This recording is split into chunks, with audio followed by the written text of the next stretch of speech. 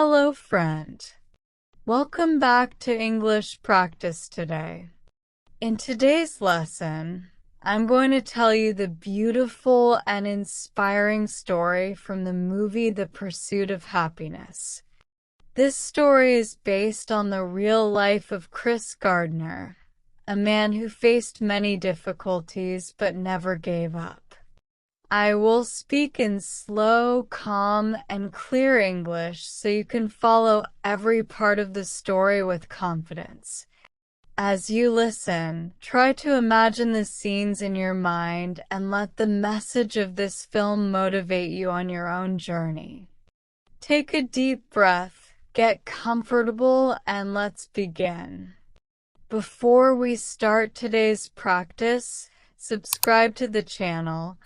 Make sure to like this video and turn on the notifications. That way you'll never miss a new English lesson. Now let's begin. The movie starts in San Francisco in the early 1980s. Chris Gardner is a hardworking man who wants a better life for his family. He spends all of his money on medical devices called bone density scanners. These machines are expensive, and Chris believes that doctors will want them.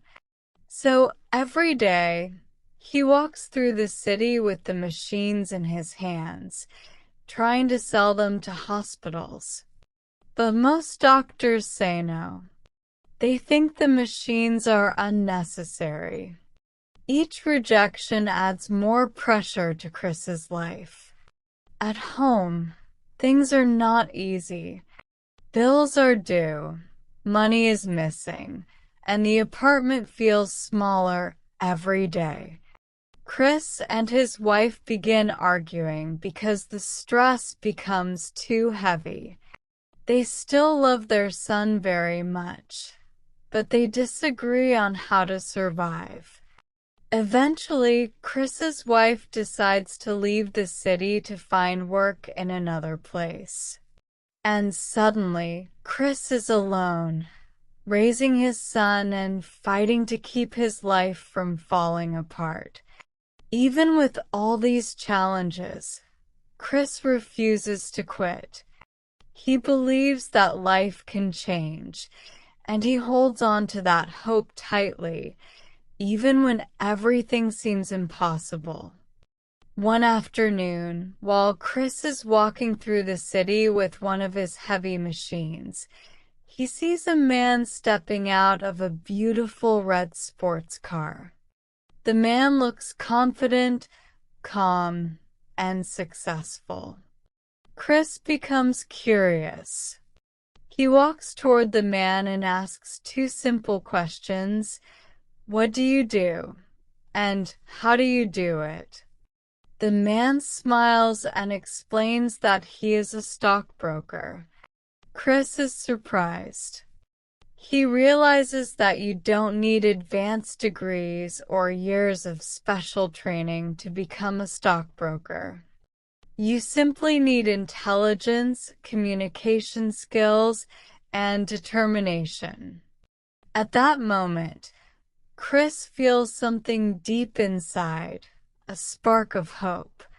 He begins to believe that maybe he could also build a better future through this profession. Later, he learns that a large financial company is offering an internship program. But the internship is unpaid, and only one person will be hired at the end. Even so, Chris decides to try. This opportunity may be the door to the life he dreams of. He studies, practices, and prepares for the chance to prove himself. Chris is accepted into the internship, but as soon as he begins, life becomes even harder. He now works full-time with no salary. He must sell his scanners, study financial information, perform well at the company, and take care of his son all at the same time. Every morning, he arrives early and works quickly and intensely. He calls potential clients, studies complex numbers, and tries to show the managers that he deserves a real job. He works faster than everyone else, because while the others can stay late, Chris must leave early every day to pick up his son from daycare. Money becomes so scarce that Chris cannot pay the rent. He and his son are forced to leave their apartment. They start sleeping in shelters, places that offer temporary beds for the homeless. Some nights, they manage to enter a shelter before it becomes full. Other nights, they have nowhere to go.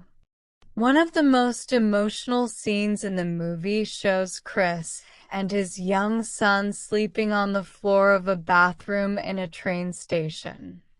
Chris holds the door closed with his foot while his son sleeps in his arms. Tears fall down Chris's face as he whispers, "Everything is going to be okay." He doesn't know if it's true, but he says it anyway because his son needs hope.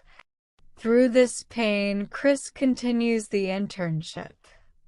He dresses neatly every day, washes what he can, and hides his struggles from everyone at the company. No one knows he is homeless. Life becomes a daily test of survival. Chris sells his scanners whenever he finds time, carrying them everywhere he goes. He buys cheap food for his son and keeps only what is necessary.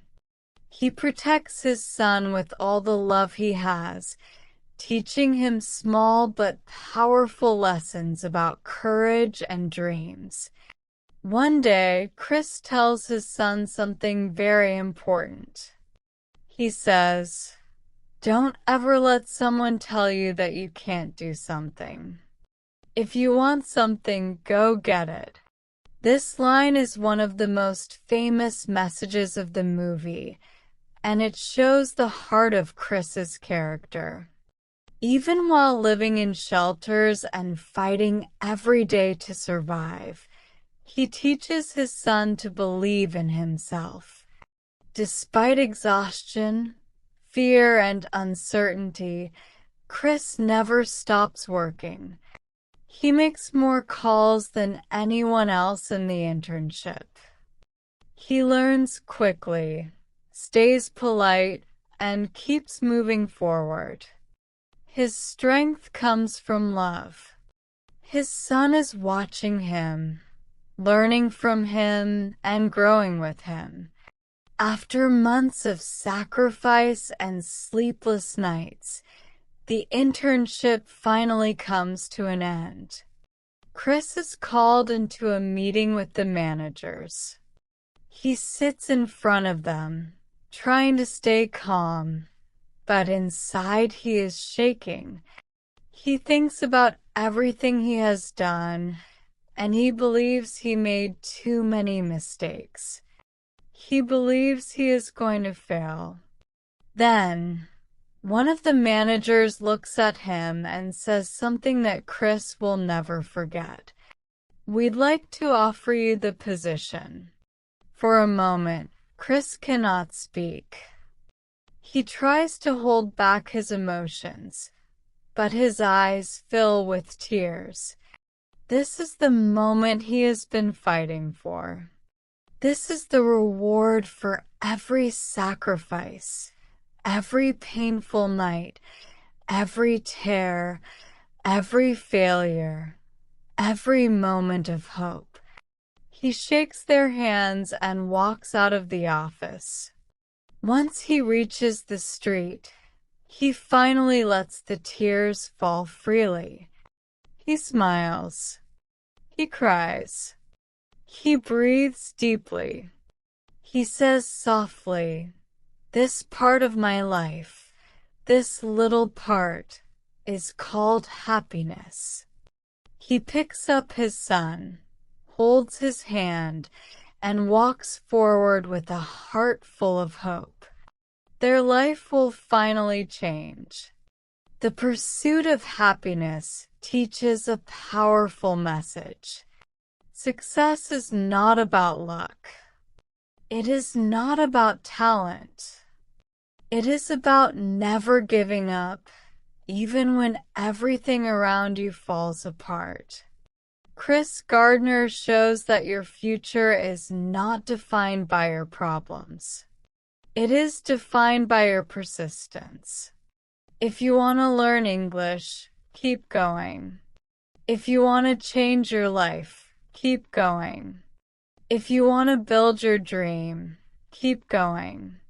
Small steps matter. Every step counts. And happiness is something you must pursue, one day at a time. I hope this story helped you learn new vocabulary, improve your listening skills, and feel inspired on your own journey. The message of the Pursuit of Happyness reminds us that even in the hardest moments, we can still move forward and create a better future. If this lesson helped you, make sure to subscribe to the channel, give this video a like, and leave a comment telling me something special. What part of Chris Gardner's story inspired you the most? Your comment helps you practice English and also helps our community grow. Stay strong, stay hopeful, and I'll see you in the next lesson.